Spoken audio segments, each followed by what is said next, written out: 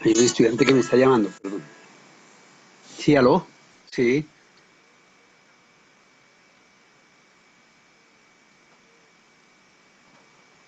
Sí, señor. Cuénteme.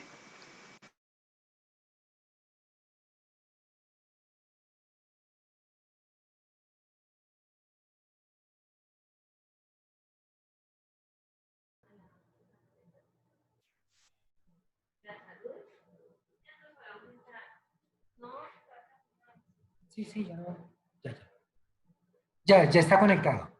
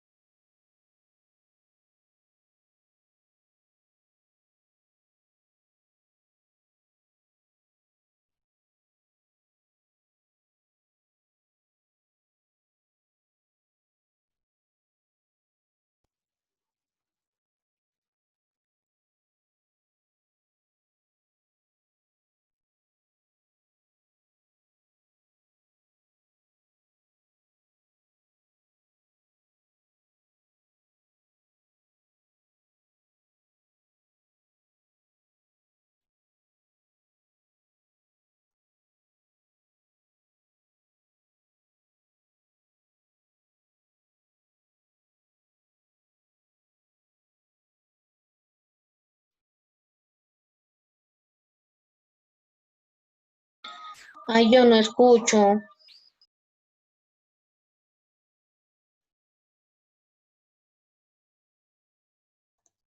Es que nadie está hablando, Julia. Ah, perdón.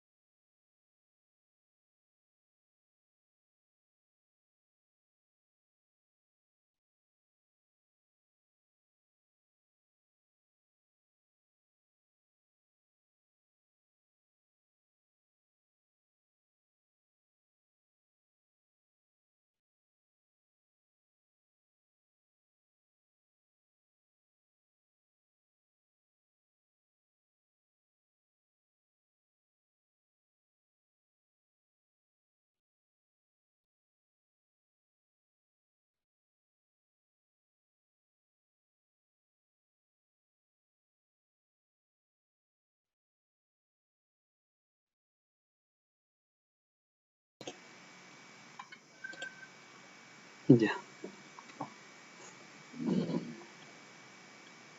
Es que algún...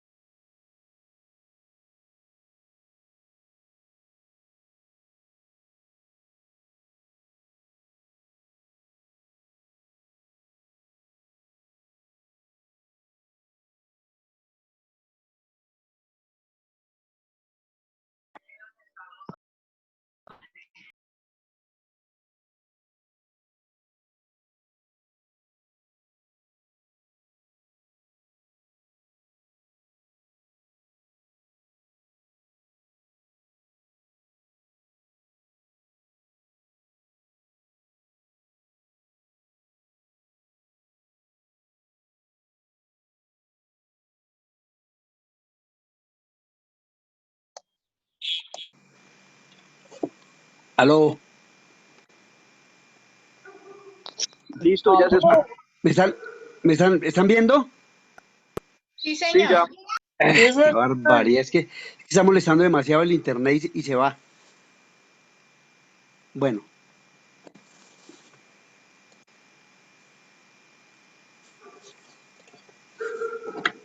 bueno, ¿me están escuchando, cierto? Sí, señor. Bueno, pues, por favor, cualquier cosa Sí, me dicen señor. porque pues, eh, entonces, iniciamos entonces con la presentación de la asignatura. El día de hoy, vamos a tener la presentación, las políticas y compromisos, el propósito de la asignatura y un tema especial que se denomina cultura empresarial sistémica. Mi nombre es Gustavo Prieto Vargas, el correo es gustavopri1353 gmail.com. Yo soy administrador público, tengo una especialización en finanzas públicas y soy magíster en ciencia política. Y vamos a iniciar hablando del tema que nos convoca con relación al pensamiento sistémico. Les comentaba minutos antes que una de las partes importantes de las nuevas teorías administrativas y y más que la propia teoría es la gestión que se realiza dentro de la empresa, está relacionado con un cambio de pensamiento, está relacionado directamente con la forma como entendemos la problemática que sucede al interior de las organizaciones. Eh, Creo que ya todos ustedes vieron en su primer semestre una asignatura que se denominó Creación y Desarrollo Empresarial, en el cual perfectamente vieron cómo se creaban las empresas y se creaban los diferentes eh, las diferentes unidades administrativas, esto para darle una estructura a la organización. Pero la organización no son solamente unidades administrativas, la organización está conformada por personas y las personas son las que finalmente le dan vida a la organización. Las organizaciones son agrupaciones que nacen de las actividades de la sociedad, o sea, cada actividad independiente que se quiera realizar en términos, digamos, comerciales, tiene que realizarse a través de una organización. El mundo ha evolucionado tanto que ahora vemos como dos personas crean su propia empresa, pero son empresas que en un momento determinado, digamos, manejan en cuestiones de personal, pues lo mínimo y se dedican más que todo a la parte comercial. Las grandes organizaciones, las que en algún momento ya determinan cómo va a cambiar su forma de gestionar la realidad de sus negocios, entonces tienen que ayudarse de otras personas para poder tomar decisiones y para poder en un determinado momento tener un sistema que le permita manejar tanto la información, la comunicación, tener un liderazgo y todas aquellas cosas que vimos o que ustedes vieron en su primer semestre. ¿Y qué es un sistema? Es el conjunto integrado de partes relacionadas estrecha y dinámicamente que desarrolla una actividad o función y está destinada a alcanzar un objetivo específico. Esta es una definición de un personaje que todos en algún momento cuando vemos algo relacionado con la administración inmediatamente nos enfocamos en él, que es Alberto Chiavenato, con un libro que es, digamos, el manual prácticamente de todas las personas que quieren conocer sobre la administración. Y Alberto Chiavenato tiene un libro que se llama Introducción a la Administración, al final está en su bibliografía y de él se desprenden muchas de las teorías que él resume en su libro. Ya teniendo claro que la empresa está conformada por personas, que las personas tienen que organizarse, inmediatamente tenemos que mirar cómo se distribuyen esas personas dentro de una organización y cómo se controlan a través de sistemas. También ustedes ya deben tener claro que un sistema es una serie de actividades donde tenemos un ingreso de información, un proceso que desarrolla todo lo relacionado con lo que se nos entrega esa información y un resultado. Una vez tenemos el resultado, pues vamos a evaluar si está bien, si está mal o qué pasó. Y entonces hacemos una retroalimentación para iniciar de nuevo el proceso. Como esto se vuelve prácticamente algo mecánico, esto que les acabo de decir, donde las personas dentro de la organización simplemente se vuelven como máquinas, personas que ejercen una actividad, pero solo hacen su actividad y desarrollan todas sus funciones dentro de la actividad, pero no miran lo que le pasa a las otras dependencias, a las otras personas, y entonces cuando hay que tomar decisiones, pues ellos piensan solamente en su área o en lo que ellos consideran de manera personal que debe ser la respuesta. Entonces, ese es un pensamiento lineal, ¿cierto? O sea, estamos prácticamente teniendo una acción y prácticamente tenemos la respuesta, porque nos mecanizamos, porque inmediatamente lo que intentamos hacer es dar una respuesta supremamente rápida de acuerdo con lo que nosotros hemos vivido y hemos alcanzado. Eso es algo que en algún momento lleva a que te cometan errores. ¿Por qué? Porque como ya está uno tan mecanizado, tan acostumbrado a tomar esas decisiones, simplemente porque los problemas se vuelven casi que mecánicos, y perdón la redundancia, en el sentido de que siempre se presentan y uno casi que ya tiene la respuesta. Pero vuelven y se presentan. ¿Por qué razón? Si se supone que uno ya maneja todas las actividades, maneja todos los compromisos, maneja todas las circunstancias que suceden dentro de la administración. Repito, porque se tiene un pensamiento lineal. Siempre responde a lo mismo. Los pensadores, comenzando por Bertalanffy, que fue el que en algún momento descubrió lo que son los sistemas, ¿cierto? O sea que son una serie de partes que se integran y dan una respuesta. Y el ejemplo clásico de este pensamiento es el reloj. El reloj está compuesto de muchísimas piezas que si alguna de ellas falla, inmediatamente el reloj deja de funcionar. Que si nos vamos al cuerpo humano, nosotros estamos integrados por una cantidad de sistemas. El sistema circulatorio, el respiratorio, el reproductor, el neurológico, y en fin, toda una cantidad de sistemas que hacen que finalmente una persona pueda comprender, analizar, comer, mirar, oír. ¿Pero por qué? Porque todos los pequeños sistemas que lo componen están funcionando. ¿Qué pasa en el momento en que uno de estos sistemas deja de funcionar? Supongamos que sea el oído, que sea la vista, que sea uno de los sentidos, inmediatamente el cuerpo debe cambiar o buscar cómo recuperar ese sentido que no está funcionando para que nuevamente vuelva a la normalidad. Eso es lo que llevó a la creación del pensamiento sistémico, pero ya como una herramienta gerencial y basado en la tecnología de los sistemas de información. ¿Qué es lo importante de este pensamiento sistémico? ¿Qué cambia cuando decimos que hay un pensamiento lineal en el que todos pensamos de la misma manera? De la misma manera no es que vamos a hacer lo mismo, sino que como dominamos un tema, siempre vamos a responder en la misma forma. El pensamiento sistémico nos dice que debemos comenzar a cambiar esa forma de pensar, esa forma de dirigir, esa forma de llegar a un resultado con base a una serie de elementos que ya conocemos, ¿cierto? Entonces, lo primero que tenemos que hacer para cambiar es aprender.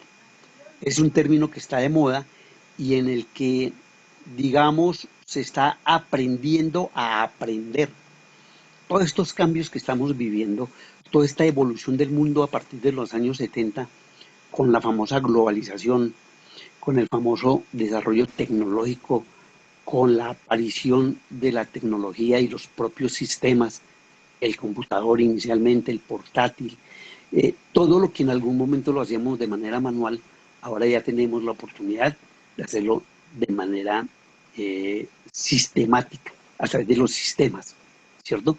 Y entonces, eso que veníamos manejando anteriormente en las empresas, por ejemplo, la máquina de escribir. La máquina de escribir era un elemento fundamental en las empresas y, digamos, sin pensar solamente en que eran las mujeres las que manejaban las máquinas de escribir, pues inicialmente esa fue la función para que se pudieran comunicar y se pudieran avanzar en términos de negociación o en términos de resultados o en términos de manejo del personal, lo que ustedes quieran. Siempre se hacía a través de cartas, a través de mensajes que eran escritos a máquina. ¿Qué pasó cuando llegó la tecnología a través del computador personal con las personas que estaban dedicadas única y exclusivamente a manejar las máquinas de escribir? Pues que eso fue un cambio, fue un choque impresionante para estas personas. Se resistieron. Ahí está el famoso también, la famosa frase de resistir, ¿cierto?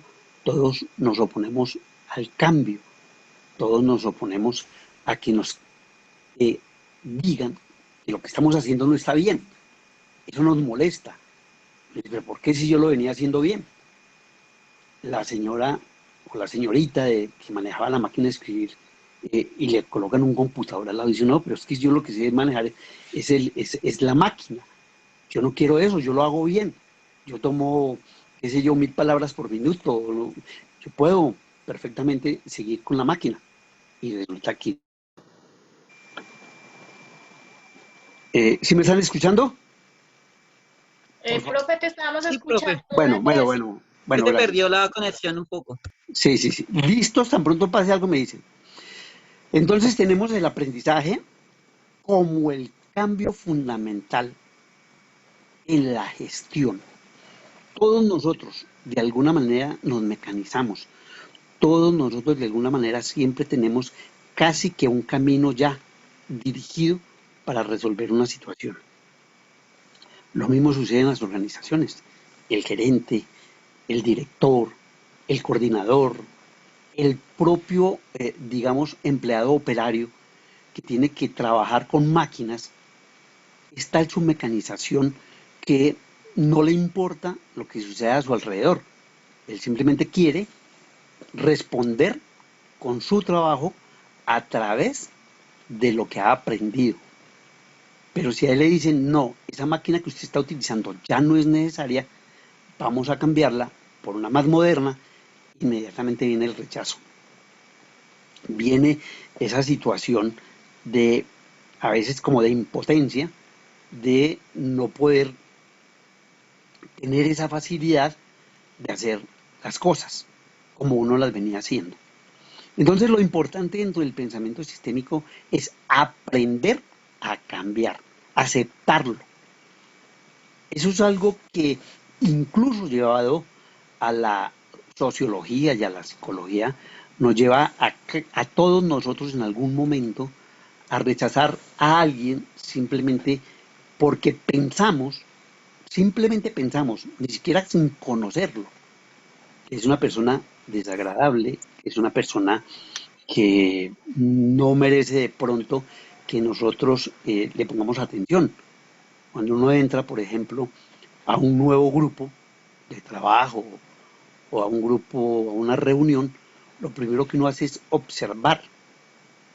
Ese es el anterior método de aprendizaje, el método científico. Yo no sé si ustedes lo habrán escuchado dentro de sus semestres.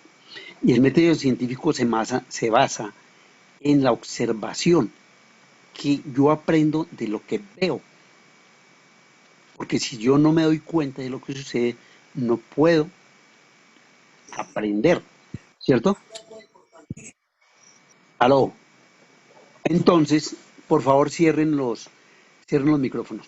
Entonces, inmediatamente se genera un rechazo. Repito, entra uno en una reunión, uno ve a una persona y sin saber, sin pensar, uno habla con la persona que está al lado y dice, uy, ese tipo me cae mal.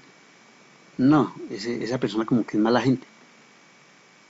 Y ambos finalmente deciden que sí, que es mala gente. ¿Qué le dio la razón? ¿Cuáles fueron los argumentos para que se tomara esa decisión o se concluyera en que la persona que a nosotros no nos gusta es una mala persona? Ninguno, ¿cierto? Entonces, ¿qué sucede? Que cuando nosotros tratamos a esa persona, hablamos con ella, la escuchamos, inmediatamente, ¿qué sucede? Que la comprendemos y cambiamos de opinión. Mire que nosotros aprendimos cuando tuvimos la oportunidad de hablar con esa persona. No simplemente de observarla, como dice el método científico. Que yo con la observación ya puedo volver a repetir lo que vi y de ahí me va a dar un resultado y eso va a volverse experiencia. Ese es el método científico. El pensamiento sistémico no.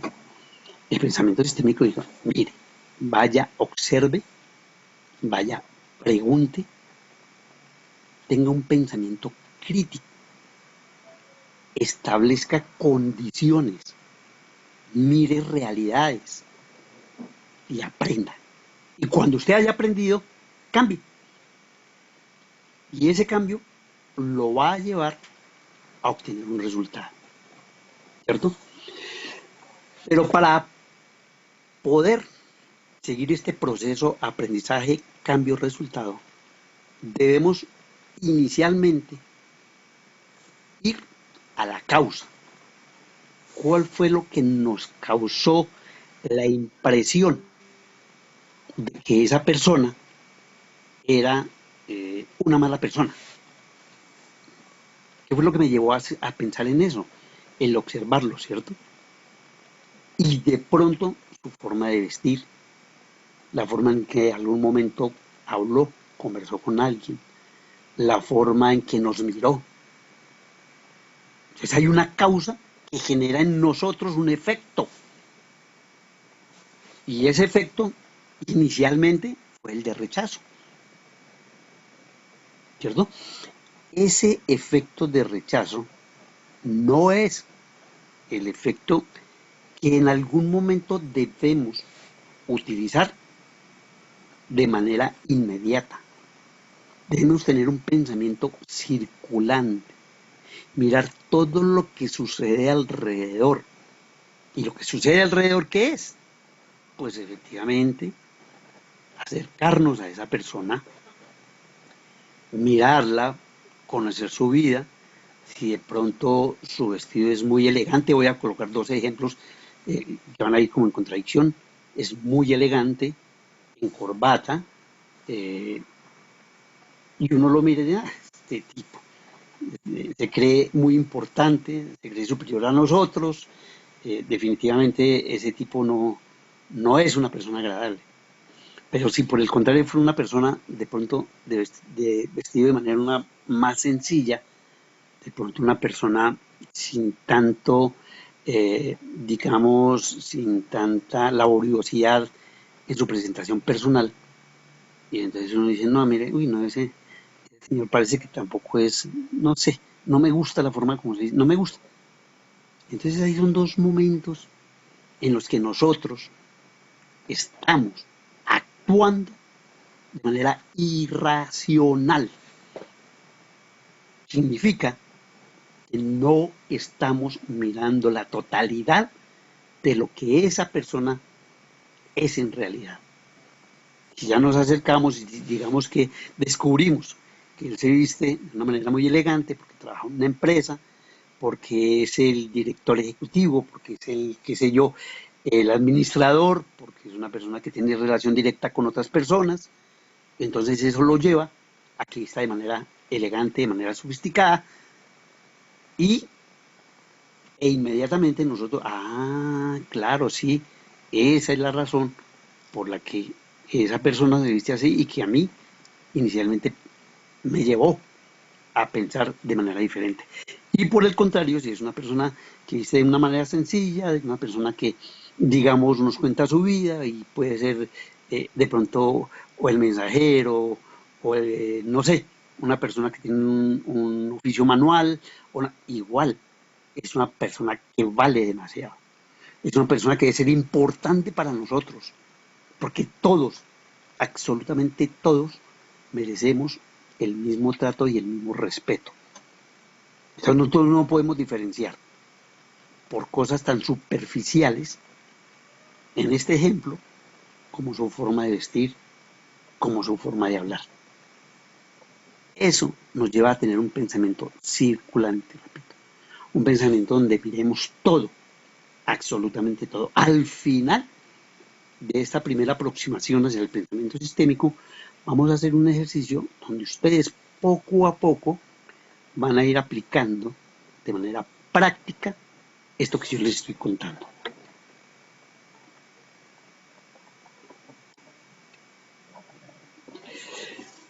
La organización y el sistema. Perdónenme un segundo.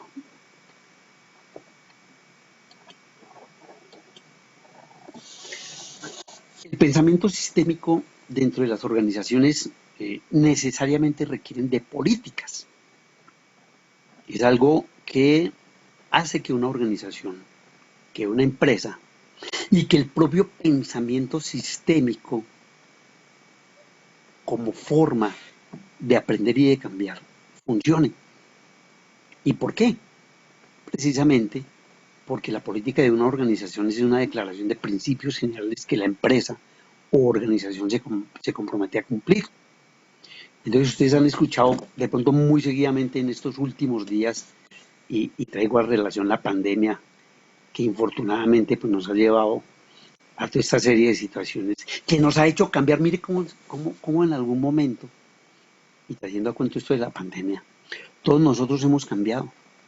Todos nosotros de pronto hemos comenzado a comprender a nuestra propia familia, cómo hemos comenzado a comprender a nuestros padres, a nuestros hermanos, a personas muy cercanas que durante mucho tiempo convivimos con ellos, pero que no sabíamos muchas veces por qué actuaban de una manera, ¿cierto?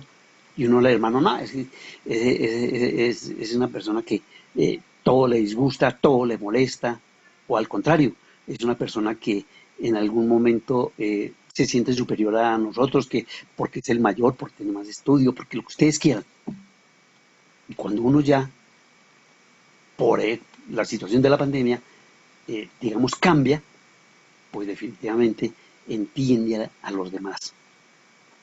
Este encierro obligado lleva definitivamente a cambiar. Y lo dicen repetidamente, el mundo no volverá a ser el mismo. Y créanme, que no es una frase de cajón, es una realidad. Cada uno de nosotros aprende a valorar lo que tiene. Muchas veces nosotros incluso le respondíamos mal a nuestros padres, a nuestros hermanos. Es correcto, Hernando. Sí, cuéntame. Es que Cuéntame, Rubén. se está yendo la conexión, profesor. Sí. Infortunadamente, pues aquí ya estamos sometidos al bendito Internet y en la medida en que se detenga, pues ustedes me dicen, pero quedó claro la anterior diapositiva, por favor, o hay algún comentario. Por favor, ¿hay algún comentario sobre...? Profe, Sí, además no estabas compartiendo el archivo. sí, ¿ustedes lo están viendo o no? A ver, por favor.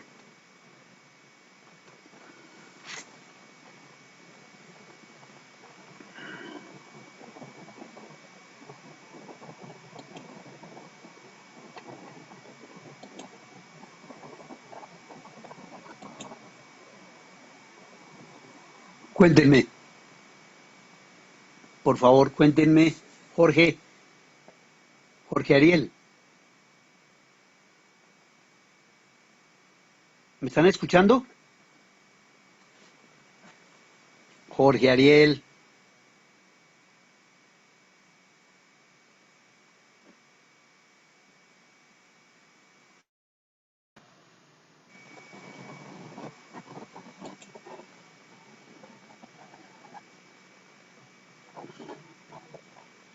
por favor, ¿me están escuchando? Sí, señor. ¿Sí me están escuchando? Sí, ahora sí. Señor, Pero, ¿estaban viendo la gráfica? Ya no. Ah, este bendito. ¿Estaban viendo la gráfica? Profe. ¿Ya ahora sí? Aló, Camilo. No, es que se cae este. Juli. No, me escuchan allá. Ya se escucha. ¿Ya me escucha? Sí, señor. señor, Ah, bueno. ¿Y vieron y están viendo la diapositiva? no señor. No, No, señor. profe, no. Bueno, voy a mirar otra vez, por favor. Es que esto está grave, esta situación. ¿Por qué no me sale?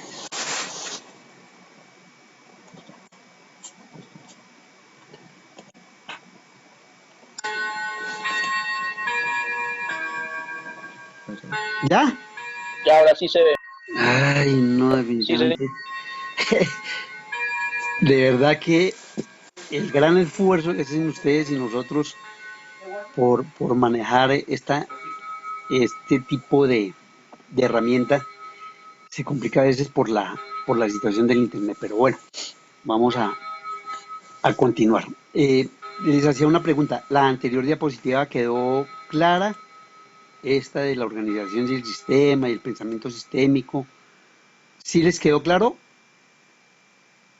Sí, señor. Ah, Sí, profe. bueno, eso es lo que quiero. Bueno, gracias.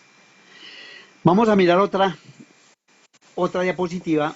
Les contaba de las políticas. Las políticas, después de lo que hablamos sobre la pandemia y sobre esos momentos tan difíciles que estamos viviendo y cómo eso nos ha llevado a tener una visión diferente de lo que es la vida, de lo que es nuestra familia, del valor de nuestros padres, del valor de nuestros hermanos, del valor de las personas que tenemos cercanas. Nos va a hacer cambiar. Tengan la plena seguridad que nosotros no vamos a seguir siendo los mismos, sino por repetir la frase que se escucha a todo momento por los medios. Es porque es una realidad. Es porque en algún momento tenemos que entender que el mundo es muy corto, muy pequeño, y que definitivamente tenemos que vivirlo, pero vivirlo de alguna manera, guardando no solamente las proporciones, sino los valores de las personas, que es lo más importante. Uno no mide, digamos, ese afecto porque regala, porque da, no, lo mide porque precisamente la responsabilidad, el amor, el compromiso, han hecho que nosotros realmente miremos hacia adelante, miremos a nuestras familias y a todos aquellos que nos ayudan a salir de este tipo de situaciones que se vuelven lamentables en el sentido de que nos sentimos atrapados y sin respuesta.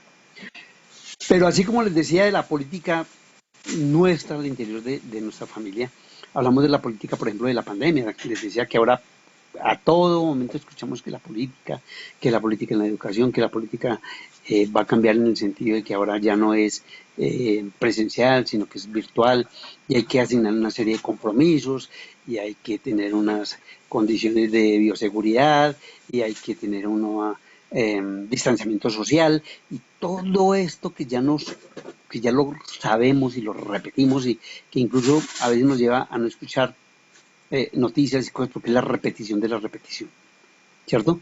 Pero, pues infortunadamente eso es lo que estamos viviendo en ese momento.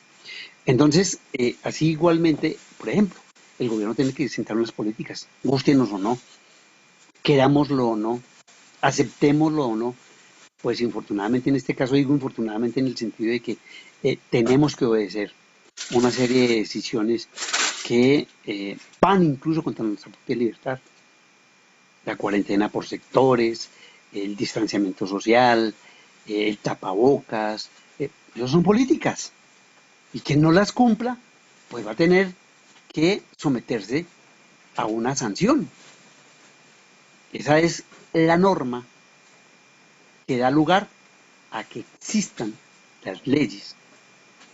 Porque una organización, una sociedad sin políticas es una sociedad anárquica, una sociedad que hace lo que quiere, que no se compromete con nada, que simplemente, digamos, responde a su propia necesidad y a sus principios personales, pero no mira a la comunidad ni mira a la sociedad. Entonces, repito, el gobierno tiene que plantear políticas que muchos de nosotros a veces no soportamos, pero que finalmente tenemos que cumplir y tenemos que aceptar. Al igual pasa en las empresas. Ellos someten una serie de políticas no a consideración. Ojo, las políticas, con excepción en algunos casos del gobierno, a veces simplemente son para cumplirlas. Y yo me comprometo a eso. Si no me gusta, pues no lo hago y no tengo que estar dentro de ese grupo, dentro de esa organización, porque a mí no me gusta. Pero si el director y el gerente determinan que se debe cumplir y yo considero que no es así, pues entonces yo tengo dos opciones. O cumplo o me voy.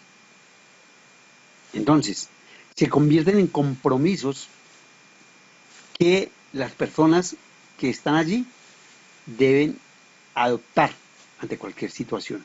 O sea, esas políticas deben cumplirse y yo me comprometo, desde el momento en que hago parte de una organización, a poder tener la suficiente madurez, el suficiente criterio para aceptarlas. Si considero que no es la norma, que yo considero que en un momento viole mis derechos o qué sé yo, porque es mi punto de vista personal, entonces tengo que tomar una actitud, si es continuar o no continuar. Tengo que tener en cuenta algo que es particular en el pensamiento sistémico. Las políticas son transversales a la organización, son circulares. Recuerda cuando yo les decía a ustedes, al iniciar esta charla, que uno no debe mirar a una persona, en el ejemplo que di, por cómo está vestida, por cómo habla, o por una cuestión desde mi punto de vista de carácter personal, sino tengo que entrar a mirar todo un contexto. Eso en el pensamiento sistémico se llama un pensamiento circular, que ya les comenté también. O sea, yo tengo que mirar el todo. Y esto lo vamos a repetir permanentemente. Digamos que va a ser el punto central de todas nuestras intervenciones y en las que ustedes me colaboren para tomar decisiones. Ya vamos a dejar que se tomen decisiones personales. Todas deben ser compartidas y deben ser circulares. Es decir, deben tener el visto bueno de varias personas, ¿cierto? Entonces, cuando las políticas son transversales, afectan a toda la organización, ¿sí? O sea, ustedes ven aquí la estrategia, ¿cierto? Ven cómo tiene una misión, una visión y unos valores, ¿cierto? Entonces, la estrategia debe cumplirse, es casi una política. Necesito incrementar la rentabilidad de la empresa. Inmediatamente se genera una estrategia. Y esa estrategia me dice, debemos aumentar la producción, por colocar cualquier ejemplo. Eso, ¿en qué me afecta? Mis valores, la misión de la empresa, que ustedes la vieron en el primer semestre, y la visión. La misión es lo que soy. La visión es lo que quiero ser. Y los valores son mis compromisos. Lo que yo soy. Y cuando yo hablo de que se debe adoptar una política circular, es que esto afecta a toda la organización. Al área financiera, al área comercial, al área administrativa y así sucesivamente, a las ventas, a las compras, al tesorero. O sea, todos son afectados porque son transversales, atraviesan de lado a lado esa decisión. La política implica compromiso. Entonces, esa política empresarial dice que la estrategia de la empresa será el resultado de consenso de los grupos de trabajo. O sea, el consenso, el famoso consenso que ahora escuchamos también. Todos debemos estar de acuerdo. Las políticas deben partir de una serie de planteamientos de varias personas. Así sea obligatoria de cumplir, no significa que haya sido tomado de manera arbitraria y digamos de una manera coerciva por una persona, porque eso se llama autoritarismo. Ya los líderes, ya los dirigentes autoritarios están condenados a desaparecer. Todavía existen y no lo puedo negar en las empresas donde la persona que creó esa empresa considera que él es el único que tiene la razón, que él es el único que puede regir políticas y que los demás simplemente deben cumplirlas. Y eso es cierto. Pero cuando se trata de una organización que funciona a través del consenso, a través de aceptar el pensamiento de los demás, es una empresa que va a, digamos, a pasar de un estado lineal a un estado circular. ¿Eso qué implica?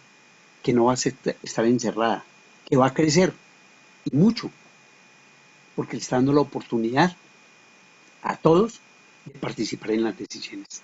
Si ustedes alguna vez se han preguntado por qué nos invadieron desde el año 70 más o menos los productos orientales, llámese chinos, japoneses, coreanos, de Malasia,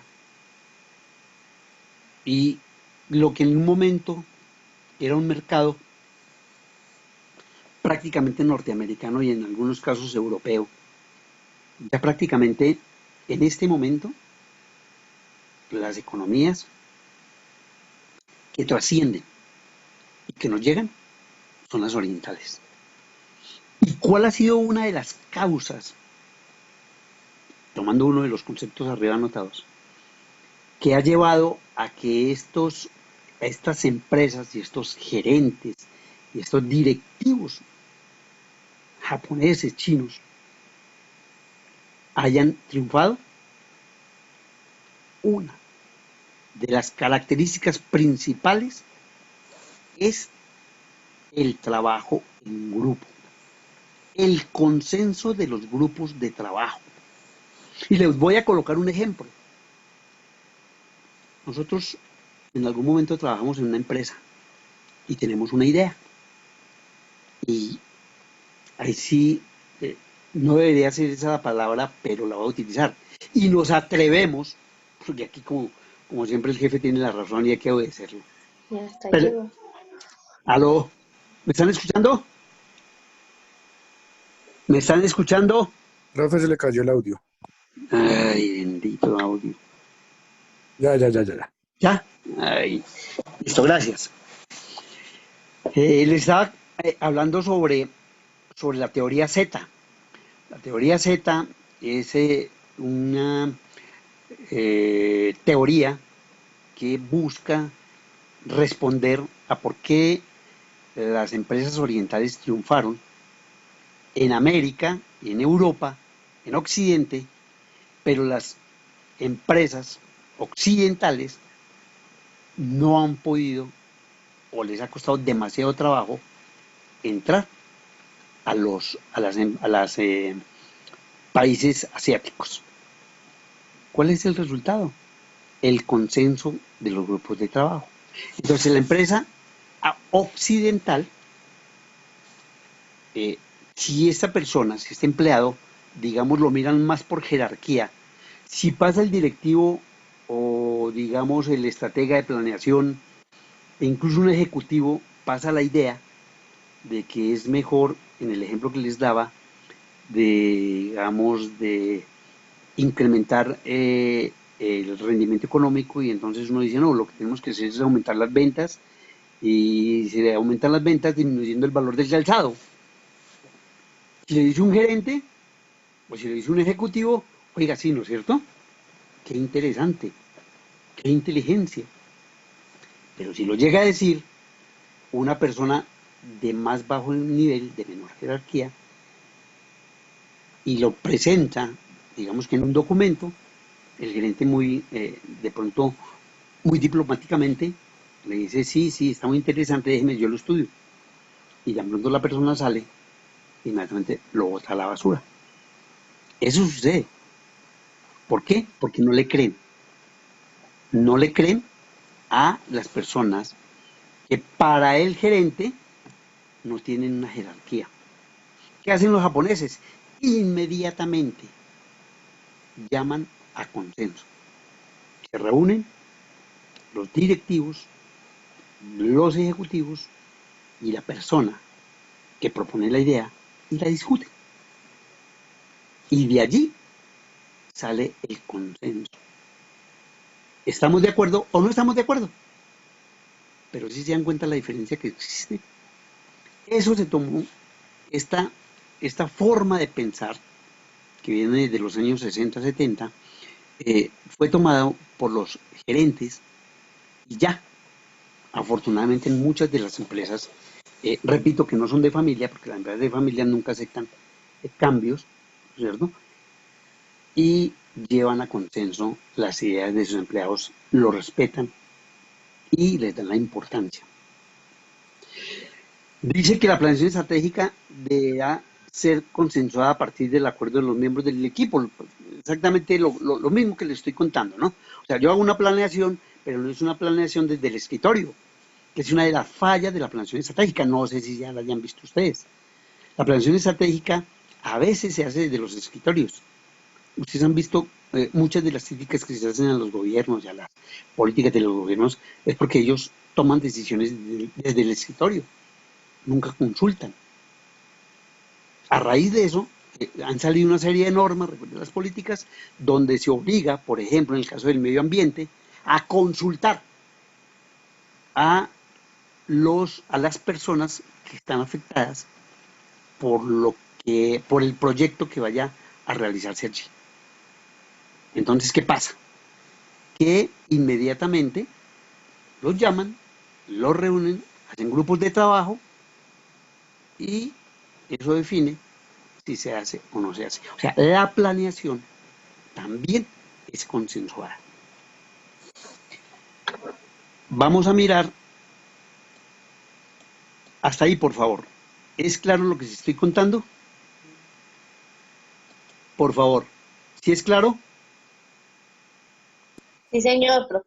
Bueno, cuando tengan alguna inquietud, de pronto no está muy claro, de pronto hay algo que ustedes, digamos, quieren que se amplíe, inmediatamente, por favor, me lo comentan, para que no haya vacíos y se queden las cosas y después ustedes estén preguntando a su compañero, oiga, ¿qué quiso decir con pensamiento circular? ¿Listo? Bueno, seguimos con los compromisos. Las empresas que quieren cambiar su manera de pensar, su gestión a través del pensamiento sistémico, debe adquirir unos compromisos. Debe existir una interrelación entre las unidades administrativas y la organización. Se los dije en el ejemplo anterior. O sea, nosotros no podemos pensar en que el área de finanzas tome las decisiones sola, mire cómo se consiguen los recursos sola, administre los recursos de manera independiente, sin darle participación a las demás unidades administrativas. No se trata tampoco de que eso se vuelva un circo y que entonces en algún momento, si la decisión financiera no le gusta el comercial o no le gusta el administrativo, entonces inmediatamente establece un veto o un bloqueo a esa idea. No, se trata de que todos participen y ahí sí la mayoría toma la decisión, no uno solo. Es importante que los empresarios asuman su rol protagónico y participen en la solución de la problemática de la empresa. Se debe tener una cultura empresarial, que es la última que vamos a ver. Pero cuando estamos hablando de rol protagónico, es eso que ustedes están viendo en su recuadro. Dense cuenta que hay partes aisladas y hay partes como en un rompecabezas que se unen. Para tomar decisiones tenemos que lograr que todo el rompecabezas esté armado, ¿cierto? Y tenemos que comenzar por unir las piezas que más sean afines a nuestra necesidad. ¿Cuál es ese compromiso de la empresa? Lograr convencer a los empleados que deben cambiar su forma de pensar. Yo sé que es complicado decirlo, pero créanmelo que ya muchas empresas están manejando el pensamiento sistémico. Las famosas capacitaciones. ¿Me escuchan, por favor? En este momento sí, profesor, se perdió la Bueno, pantalla. pero me escuchan. Sí, señor, en este Ah, momento. bueno. Bueno, entonces, decíamos que se debe cambiar la cultura empresarial comenzando por formación de empleados con pensamiento crítico. Yo les decía, en uno de los ejemplos, cómo en un momento determinado las personas se mecanizan. Es una de las fallas que se le da a la teoría de Taylor. Recuérdenla en sus comienzos de sus estudios de administración, donde se habla de Taylor y Fayol. Entonces, Taylor no permitía que hubiese de pronto alguien que no estuviese de acuerdo con la teoría. Entonces los mecanizaba, lo que hacía la mano izquierda, lo que hacía la mano derecha, lo que hacía, y a todos les dio funciones. Y entonces uno parece un robot.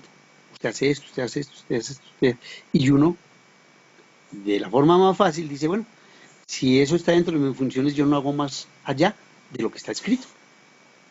Y eso dio lugar a que muchas empresas entraran en crisis. ¿Por qué? Porque los empleados se escudaban en el famoso manual de funciones, en que a mí me toca hacer esto. Voy a colocarles un ejemplo súper rápido, otra vez con las secretarias: contestar al teléfono, elaborar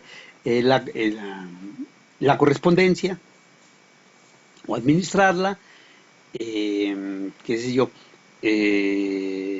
colaborar con el gerente. Pero si ella le decían, mire, tiene que ir a la parte comercial para que le ayude a no, eso no me corresponde, eso a mí no me toca. Y demuéstreme que yo puedo hacer eso porque no está en mi manual de funciones. Ahí comenzaron los problemas con los manuales de funciones. Los manuales de funciones deben ser totalmente flexibles. Tampoco que se pierdan, porque entonces, ¿para qué manual? Si constantemente me están cambiando las reglas de juego. No, o sea, todo tiene un principio, todo tiene una causa y un efecto, pero necesitamos un pensamiento sistémico que me permita no cerrar mi pensamiento a nuevas concepciones, a nuevos criterios. Entonces, ¿qué implica la formación de empleados con pensamiento crítico? Profe, nos está viendo las diapositivas. ¿No está qué, perdón? Nos están viendo las diapositivas. Se volvió a salir otra vez. Bueno, miremos a ver dónde está esta cosa aquí.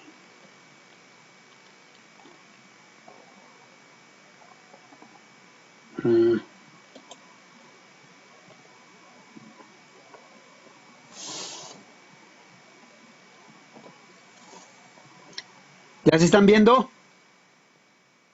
Aún no, profe. Esta cosa, pero ¿por qué no da?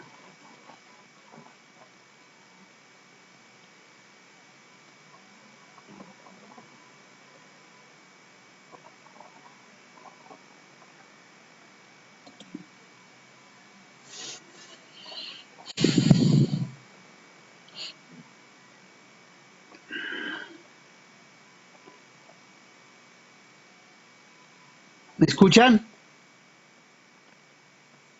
Arnold. Sí, profe. Sí, señor. Pues no se ven todavía las diapositivas, profe. Eso se salió, es que se salió del bendito coso ese.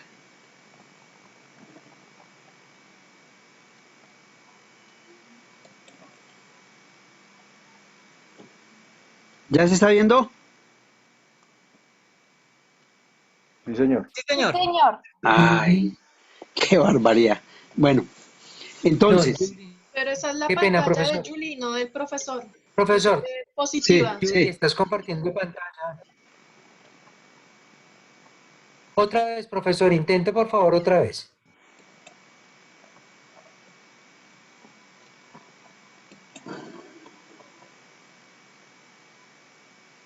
Ah, ya. ¿Sí se pudo? No, profe, aún no. Ah, está bendito.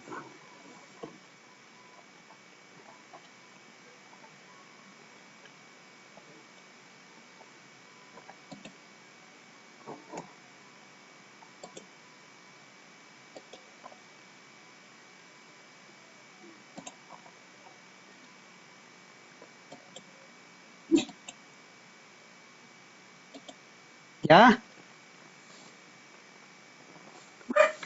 Sí, profe, ya. Ay, bueno, listo. Se nos va la... A ver, estábamos en... ya vimos la planeación estratégica, ¿cierto? Porfa.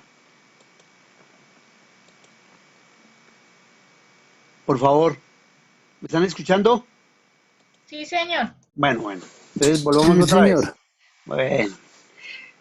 Tenemos que tenernos paciencia porque esto es como complicadito, pero bueno, ahí vamos. Les decía que o estamos en el concepto de la formación de empleados con pensamiento crítico, entonces eso viene un cambio. Viene un cambio de mentalidad, viene un cambio de que las cosas no son como yo pienso, las cosas no son como yo las venía haciendo. Que ese es el choque digamos, más difícil que se tiene de cambiar de pensamiento. El pensamiento crítico nos lleva en un momento a cuestionar todo lo que nos dicen, obviamente en sentido constructivo. Entonces, el que tiene un pensamiento crítico no es que reciba todo como simplemente por ser una orden. Yo miro qué es lo importante de ese pensamiento crítico y de todas maneras lo tengo muy presente cuando tenga que tomar una decisión, ¿cierto? Entonces mi pensamiento no acepta simplemente las cosas como están, sino que las discuto. Repito, en términos constructivos, no en términos destructivos. Eso no sirve. ¿Para qué tanta reunión? ¿Qué es esa cuestión de la capacitación? Cada 15 días nos llevan y nos hacen perder tiempo. No, no. Miremos qué de bueno tiene todo eso. ¿Qué me está formando? ¿Qué me está aportando? El siguiente concepto es fortalecer la gestión integral en las organizaciones. Entonces eso, digamos que resume un poco lo que hemos venido hablando. Cuando yo digo que debemos fortalecer la gestión integral en las organizaciones, lo que estoy diciendo es que debemos hacer partícipes, ¿cierto? Como vemos aquí en el monito, a todas las partes y la gestión debe ser integral, no debe ser personal. A veces, digamos, se toma ese concepto de que el gerente es el responsable de todo. Obviamente, a nivel de jerarquía sí, porque él no puede escudarse en las demás áreas o en las demás personas. Si hay un fracaso en girar un cheque, por ejemplo, y este no sale sin fondos, pues el gerente no le puede decir a la junta directiva, no, es que lo que pasa es que el señor de contabilidad o el de tesorería me giró un cheque sin fondos y yo no me di cuenta y lo firmé. O sea, eso es una responsabilidad de él. Pero si él, antes de firmar el cheque, llama al gerente administrativo, perdón, financiero, dice cómo estamos en los bancos, el señor financiero llama al señor de tesorería y le digo, por favor, envíeme un listado de las cuentas y sus saldos. Ya el gerente financiero dice, sí, señor, mire, tenemos esto, esto y esto. Claro, obviamente ya hay una base, ya hay un documento, y ya el gerente sí puede firmar. Pero si él simplemente, discúlpeme el término, es un firmón, pues aténgase a las consecuencias, porque en algún momento se le va a presentar una situación complicada. Por eso la gestión debe ser integral. Por eso se debe tratar de que la mayor parte de las personas que tengan relación en un momento determinado, para no volverlo tampoco una democracia, digamos, que impida la toma de decisiones, sino un pensamiento sistémico con base en gestión integral. Eso es lo importante. Integral, bueno, ya lo dije, integrar la gestión integral y el pensamiento sistémico. O sea, al existir un pensamiento que aprende, que cambia, pues de hecho cuando yo vaya a tomar una decisión, ya entes, ¿cierto? Y entonces eso hace la diferencia en su idiosincrasia, sus valores, su cultura. Eso es lo que hace diferente. La república está dada en cuanto a las organizaciones, ¿cierto? Y el Estado obedece ya a una política pública. Seguimos